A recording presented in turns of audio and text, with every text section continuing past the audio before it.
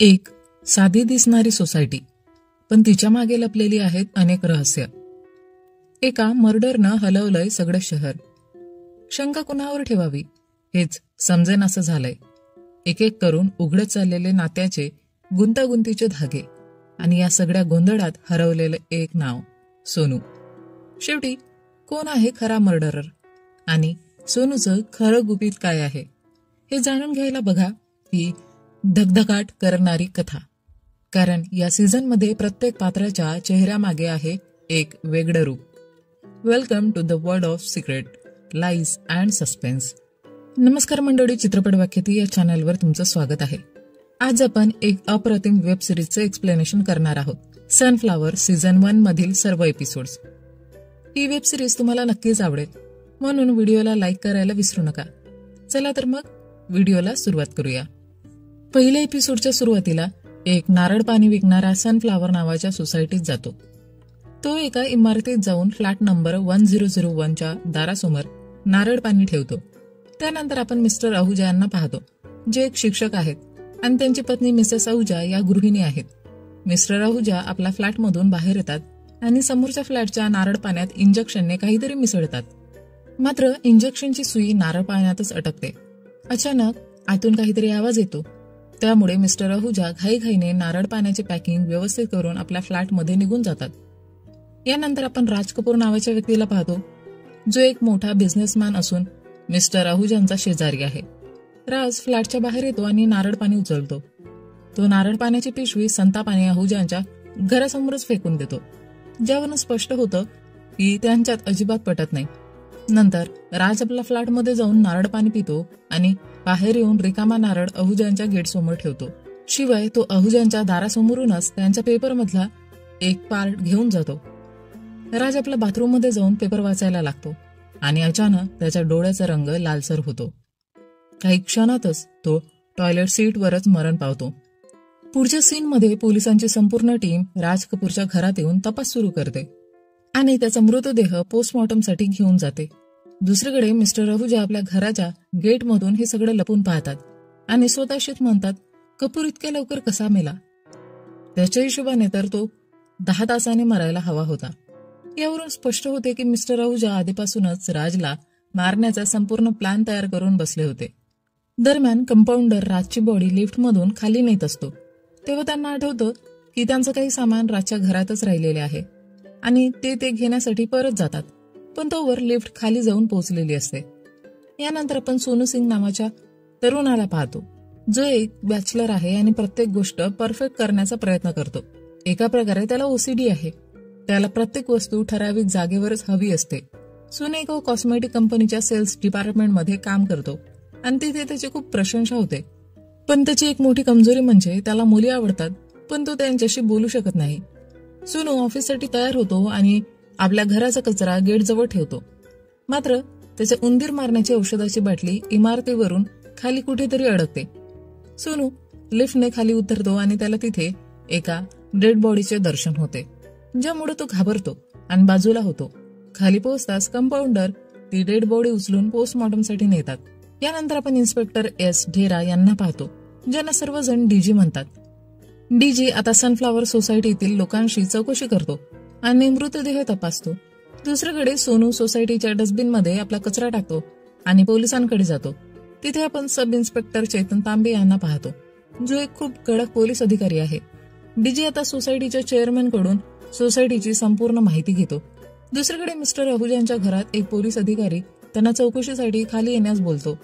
हे पाहून मिस्टर आहुजा आणि त्यांची पत्नी खूप घाबरतात, कारण त्यांच्या घरात तो रिकामा नारळ आहे, ज्यात त्यांनी विषारी इंजेक्शन टोचलं होतं.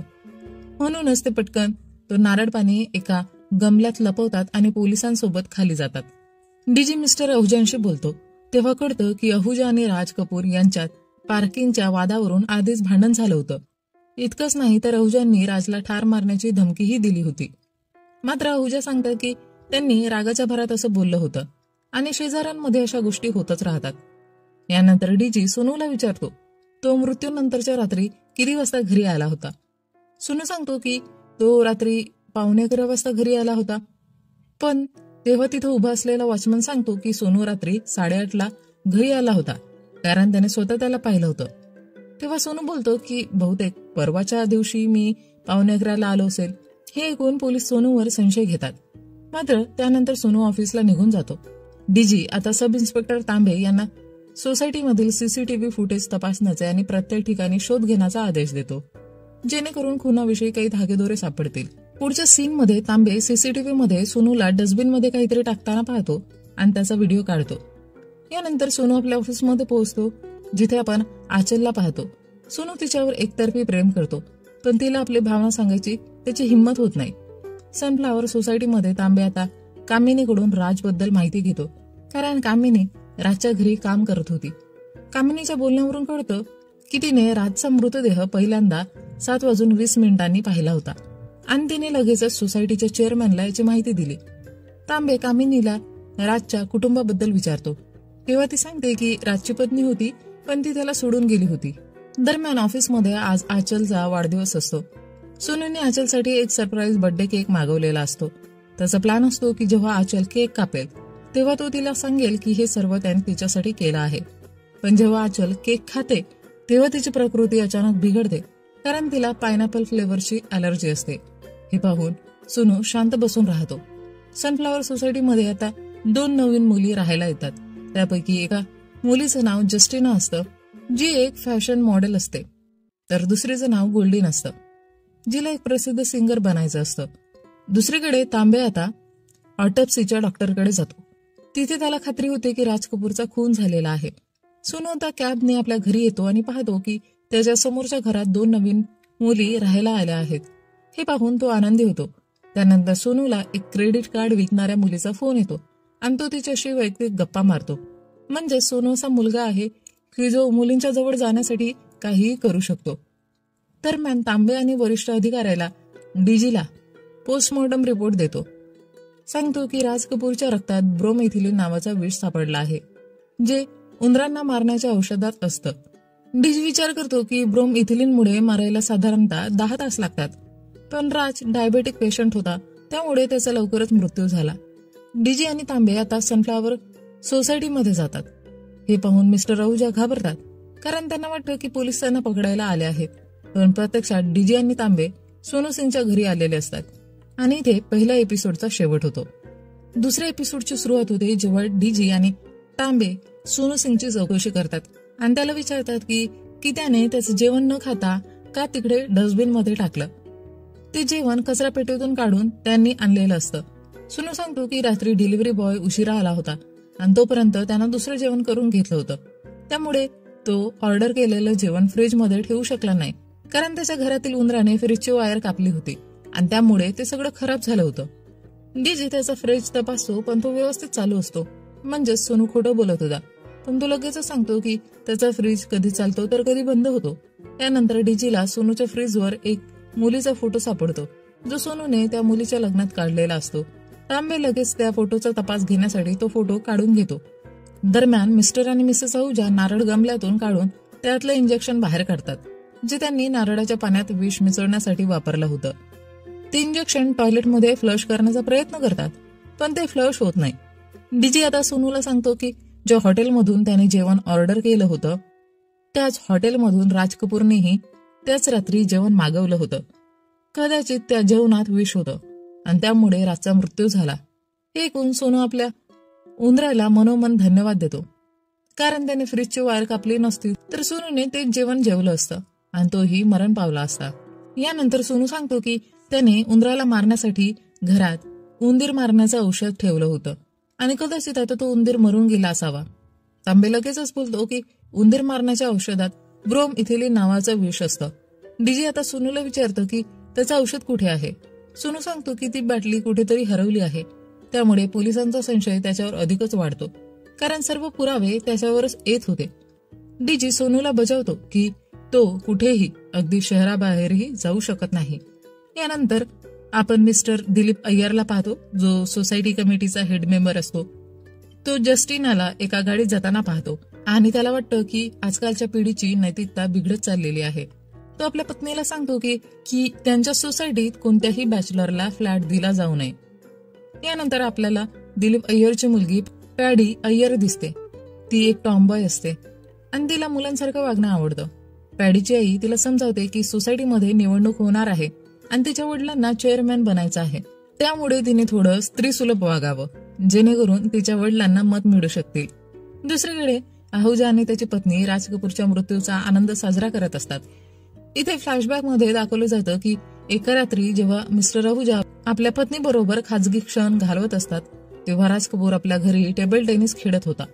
त्यामुळे आहुजाला त्रास झाला होता आणि तो राजकडे जाऊन त्याला खेळायचं थांबवायला बोलतो. यावरून त्यांच्यात भांडण होतं. या सीन मध्ये आणखी एक गोष्ट समजते. मिस्टर आहुजा खूपच कमी संयमाचा माणूस आहे. त्याला लहान सहान गोष्टींवरून पटकन राग येतो. कदाचित त्याने रागाच्या भरात राजचा खून केला असेल किंवा अजून काही कारण असतील जे पुढच्या भागांमध्ये उघड होईल. मिस्टर आहुजा आपल्या बायकोसोबत इंटिमेट होत असताना त्यांना आठवतं की नारळाच्या पाण्यातील स्ट्रॉ राज कपूरच्या घरातच राहिली असावी.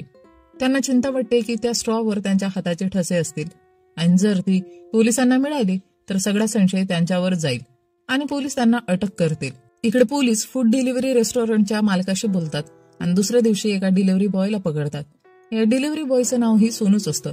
दुसऱ्या बाजूला सोसायटी कमिटीचे मेंबर्स जस्टिना आणि गोल्डीन यांना बोलून त्यांना शेवटची ताकीद देतात की सोसायटीचे नियम काटेकोर आहेत आणि त्यांना ठरलेल्या वेळेतच जायचं यायचं आहे. थोड्या वेळाने सोनू शांतपणे सोसायटीच्या मीटिंगमध्ये जातो आणि चेअरमन निवडणुकीसाठी फॉर्म भरतो, ज्यामुळे सोसायटीचे सदस्य आनंदी होतात. पण अय्यरला सोनूचं चेअरमॅनसाठी उभं राहणं पसंत पडत नाही, कारण आता सोनू त्याचा प्रतिस्पर्धी झाला होता. आपल्याला कळतं की दिलीप अय्यरचं स्वप्न आहे की त्यांची सोसायटी सर्वात चांगली सोसायटी व्हावी आणि त्यासाठी तो काहीही करायला तयार आहे. मिस्टर आहुजा आता राज कपूरच्या घरात जाऊन स्ट्रॉ आणण्याचा विचार करतो, कारण त्याच्यामुळेच तो अडचणीत येऊ शकत होता. तो आधी बाल्कनीमधून जाण्याचा प्रयत्न करतो पण घाबरून परत येतो. मग तो दारू पितो आणि त्याला एक कल्पना येते बाथरूमच्या एक्झॉस्टच्या मदतीने राजच्या घरात घुसण्याची, कारण दोन्ही बाथरूम कनेक्टेड असतात. तो राजच्या घरात जाऊन स्ट्रॉ शोधतो पण तेवढ्यात सब इन्स्पेक्टर तांबे तिथे येतो. तो आपल्या गर्लफ्रेंड सोबत तिथे रिलॅक्स करायला आलेला असतो. घाबरून आहुजा सोफ्याखाली लागतो आणि तिथे झोपून जातो. सकाळी जेव्हा आहुजाची झोप उघडते तेव्हा तो पाहतो की police straw crime scene evidence म्हणून घेऊन जात आहे आणि इथेच दुसरा एपिसोड संपतो. तिसऱ्या एपिसोडची सुरुवात सोसायटी कमिटी मेंबरच्या एका माणसाचा इंटरव्ह्यू घेत असतानाच्या सीनने होते. पण त्यांना कळतं की त्या माणसाने 3 लग्न केलेली आहेत, त्यामुळे दिलीप अय्यर त्यांना फ्लॅट देण्यास नकार देतो, कारण सोसायटीची प्रतिष्ठा खराब करायची नव्हती. याच दरम्यान सोनू ऑफिसला जाण्यासाठी कॅब घेतो, पण डीजे त्याला थांबवतो आणि एक डिलिव्हरी बॉयला दाखवत विचारतो, ओळखलास का याला? तेव्हा डिलिव्हरी बॉय सांगतो, हो हाच आहे तो. याने त्या दिवशी मला संपूर्ण मजला साफ करायला लावला होता आणि त्यावेळी त्याने मोठा मास्क आणि ग्लोव्ज घातलेले होते. काय करत होता माहिती नाही, पण काहीतरी इंजेक्शन वापरत होता. त्यामुळे पोलिसांना संशय येतो की सोनूनेच रातच्या जेवणात काहीतरी मिसळलं होतं का. इतक्यात सोनूच्या कॅब ड्रायव्हरचा फोन येतो आणि दोघांमध्ये वाद होतो. शेवटी पोलीस त्याला सोडतात आणि बाहेर कॅब ड्रायव्हर त्याची वाट पाहत असतो. तो सोनूला मारण्यासाठी त्याच्या मागे धावतो, पण सोनू धावत जाऊन एका टॅक्सी ड्रायव्हरला पकडतो आणि म्हणतो, मला टॅक्सीचा प्रवास आवडतो, प्रायव्हेट कॅब नाही. हे ऐकून सगळे टॅक्सी ड्रायव्हर त्याच्या बाजूने कॅबवाल्याशी भांडायला लागतात. इकडे मिस्टर आहुजाच्या घरात डीजी चौकशी करत असतो, पण आहुजा शांतपणे उत्तर देतो. ऑफिसमध्ये केक डिलिव्हरी करणारा माणूस पैसे घ्यायला येतो, पण तिथे आचल आधीच असते. सोनू चुपचाप उभा राहतो. आचल विचारते केक कोणी ऑर्डर केला होता, पण तो माणूस सांगण्यास नकार देतो. सोनूला वाटतं आता आचलला कळलं तर ती नक्कीच भडकणार, त्यामुळे ती काही बोलत नाही. नंतर आचल त्या माणसाकडे सतत पाहत राहते, वाट बघत असते की त्याला पैसे कोण देणार. सोनू स्वतःला वाचवण्यासाठी आपल्या एका सहकार्याला पैसे देतो आणि बोलतो, तू त्याला पैसे दे. त्याचा सहकारी तसंच करतो. आचल त्या व्यक्तीला पाहत राहते आणि त्याच्या आयडीकडे पाहून हसते. त्यामुळे असं वाटतं की आचल त्या व्यक्तीकडून इम्प्रेस झालेली आहे. यानंतर आचल त्या व्यक्तीकडे बघून हसते आणि सोनूच्या लक्षात येतं की त्याने तर आपल्याच पायावर कुऱ्हाड मारून घेतली आहे. त्यानंतर सोनूचा दुसरा कलिग त्याच्याकडे येतो आणि त्याला चिडवायला लागतो, तू तर बॉसचा चमचा आहेस आणि त्यांचे सगळे काम करतोस. तो सोनूला अजून एक काम देऊन निघून जातो आणि म्हणतो, हे बॉसने करायला सांगितलं आहे. सोनू देखील मनात म्हणतो, ठीक आहे, कारण मला एम्प्लॉई ऑफ द इयर बनायचं आहे, आणि तो कामाला लागतो. तेव्हा त्याचा कलिग मुद्दाम त्याला त्रास द्यायला एका शेडिंगची लिपस्टिक जास्त टाकतो. त्यामुळे सोनू गोंधळतो की वेगवेगळ्या शेड कुठून आल्या, कारण त्याला सगळं परफेक्ट करायची सवय असते. सोनू सर्व लिपस्टिकची मोजणी करतो आणि हिशोब बिघडल्याने त्रासून जातो. शेवटी एक लिपस्टिक जास्त असल्याचं पाहून ती आपल्या जवळ ठेवतो. इकडे तांबे आणि डीजी सीसीटीव्हीच्या कॅमेऱ्यात पाहतात की कामिनी रातच्या घरातून 7:26 बाहेर आली होती. पण तिने सांगितलं होतं की ती 7:20 बाहेर आली होती. तसंच तिने सांगितलं की ती थेट सोसायटीच्या चेअरमॅनकडे गेली होती. पण सीसीटीव्हीमध्ये ती वॉचमनला काहीतरी सांगताना दिसते. त्यामुळे पोलिसांना संशय येतो की कामिनी आणि वॉचमन यांनीच मर्डर केला असेल. आता सोनू लिफ्टने आपल्या फ्लॅटवर जात असतो तेव्हा जस्टिना येते आणि पॅडी पण येते. पॅडी आणि जस्टिना एकमेकींशी ओळख करून घेतात. सोनू पण त्यांच्यामध्ये बोलण्याचा प्रयत्न करतो, पण दोघी त्याच्याकडे लक्ष देत नाही. जस्टिना पॅडीला पार्टीसाठी बोलवते की आज माझ्या फ्लॅटवर पार्टी आहे. पॅडी म्हणते हो नक्कीच येईल. सोनू आणि जस्टिना आता एकटेच असतात, पण सोनूची हिंमत होत नाही आणि तो गप्पच आपल्या घरात जातो. जस्टिनाने त्याला पार्टीला आमंत्रित केलं नव्हतं, पण सोनू शेजारी असल्याने तयार होतो आणि जायला निघतो. तो आपल्या फ्लॅटच्या आरशाजवळ ऑफिसमधून आणलेली लिपस्टिक ठेवतो. बाहेर येतो तेव्हा तो बघतो की गोल्डीन आणि तिच्या हस्बंडमध्ये वाद चालू असतो. तिचा नवरा तिला घरी चल म्हणतो, पण गोल्डीन म्हणते की आता ती काहीतरी बनूनच घरी जाईल. तेव्हा तिचे सासरे येतात आणि गोल्डीन घाबरते आणि गप्प बसते. सोनू हिरो बनण्यासाठी गोल्डीनच्या सासऱ्याशी बोलतो. त्यांच्यात वाद होतो. सासरे म्हणतात तू मला ओळखत नाहीस.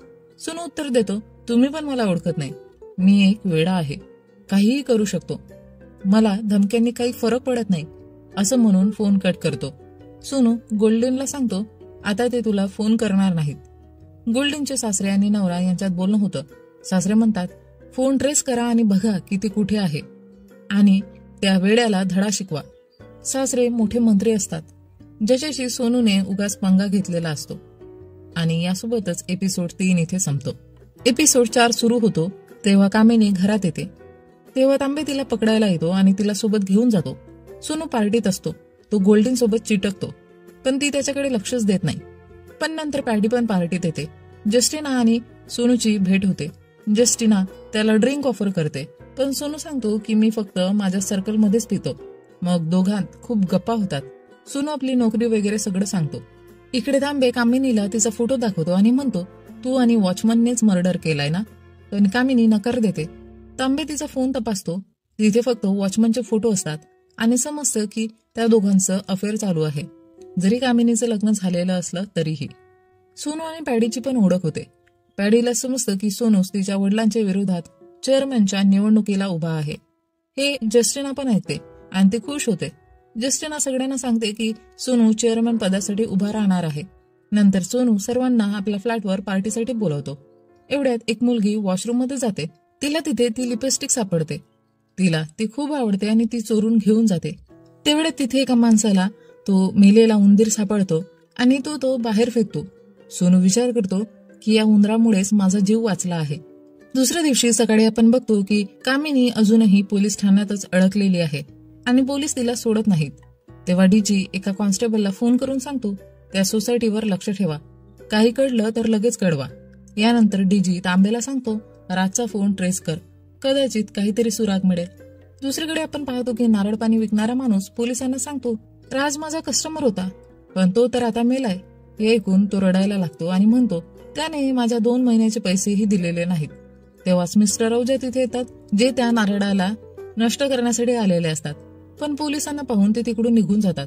इकडे सोनू पार्टी करून खूप खुश असतो. तो नवीन अंडरवेअर घालतो आणि म्हणतो आज माझं नशीब बदलेल. पण खाली उतरल्यावर त्याला कळतं की चेअरमॅन इलेक्शनसाठी पॅम्पलेट छापावे लागणार आहे. मग तो ऑफिसला निघून जातो.